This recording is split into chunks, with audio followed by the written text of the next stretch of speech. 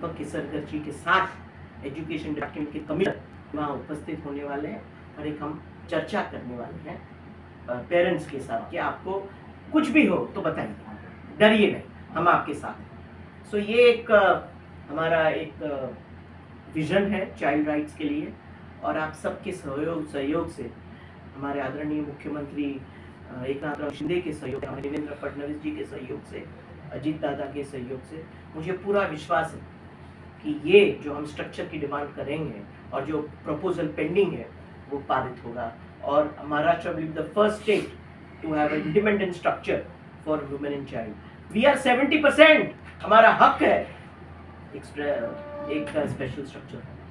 लेकिन बदलापुर की जिस घटना में 11 से 12 घंटे लगे पुलिस को एफआईआर लेने में, स्कूल की तरफ से भी ज़्यादा स्टार्टिंग में कुछ एक्टिविटी नहीं दिखाई गई, तो इन दोनों पे कार्रवाई की मांग करने वाली है। जरूर बिल्कुल, सस्पेंशन करके सिर्फ नहीं होगा। I think that officer, the lady officer has already been suspended, लेकिन मुझे तय तक जाना है कि क्यों उसने ऐसा विभत्स व्यवहार किया। क्या ट्रेनिंग नहीं हो गई थी?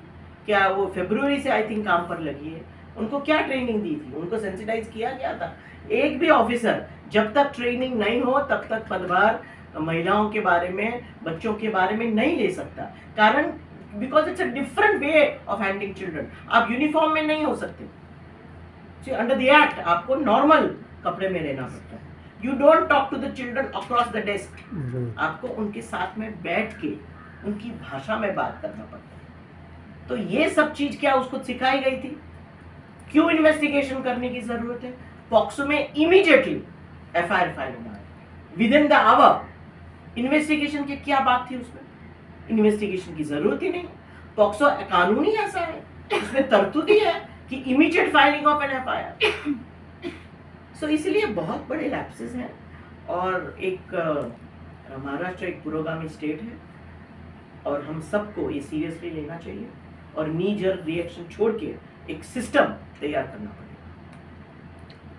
बाल हक के बारे में शक्ति विधेयक महाराष्ट्र ने पारित किया हुआ है जो कि अभी दिल्ली में प्रलंबित है। उस रिगार्डिंग बाल हक आयोग की क्या भूमिका रहेगी? बाल हक आयोग उस रिगार्डिंग क्या सी इसमें ऐसा हुआ है कि जो भारतीय न्याय संहिता का जो गठन हुआ है, इसमें जो अमेंडमेंट हुए हैं उसमें काफ़ी सारे अमेंडमेंट जो किए गए हैं, शक्ति कायदा में जो हमने सूचनाएं दी थी वो शायद if not most if not all are incorporated in the Bharatiya Nyaya Sanhita. और इसीलिए शायद क्योंकि Bharatiya Nyaya Sanhita is an act of parliament, right, फिर वो स्पीडी ट्रायल हो, फास्ट ट्रैक कोर्ट हो, डेथ पेनल्टी हो, वो सारे जो मुद्दे हैं वो भारतीय न्याय संहिता में ऑलरेडी इंक्लूड किए गए हैं और इसीलिए शक्ति कायदा शायद ऑन वॉर फुटिंग लिया नहीं है।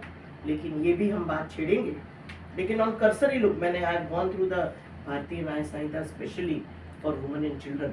वो जो शक्ति कायदा के जो हमने अमेंडमेंट सुझाव किए थे वो ऑलरेडी उसमें इंक्लूडेड है। स्पेशल स्ट्रक्चर के बारे में हमारा प्रपोजल ऑलरेडी गया है government. Yes, it is gone through IG पॉ दीपक पांडे जी ने 22 last year I think around 22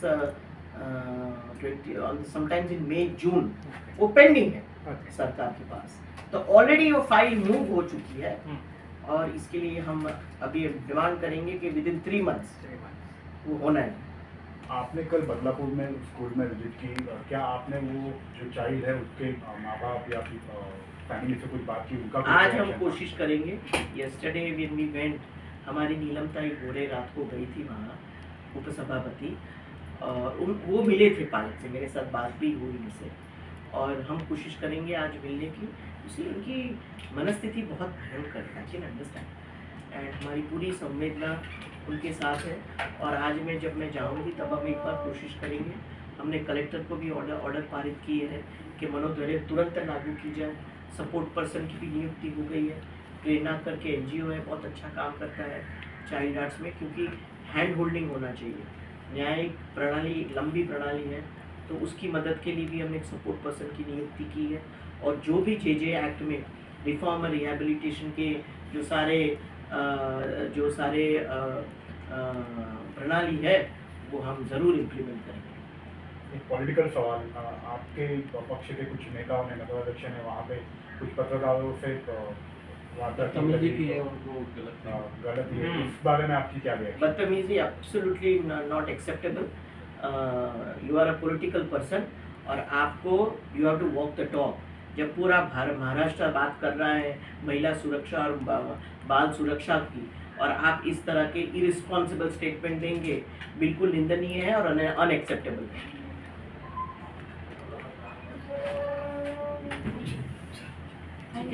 Thank you. Please keep up the awareness.